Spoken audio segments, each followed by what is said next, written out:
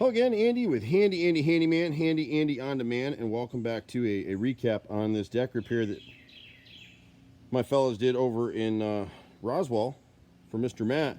You have to go back to the earlier video, but this deck is now rebuilt with #1 grade yellow wood, and everything is pothole drilled and screwed.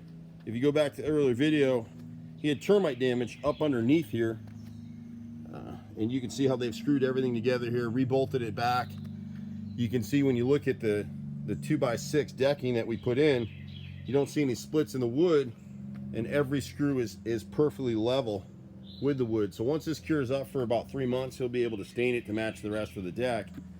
We do so many of these repairs, it's really hard to find contractors that'll come out and do these kinds of repairs and actually know what they're doing. That's the challenge in a lot of this stuff. And so they put it back good as new, and then they pieced in back over here. And we actually probably need to do a couple more for him the next time we come out. Sometimes our customers will have us do this stuff in stages. Remember that I've been doing this stuff for 27 years in Atlanta now. It's hard to believe.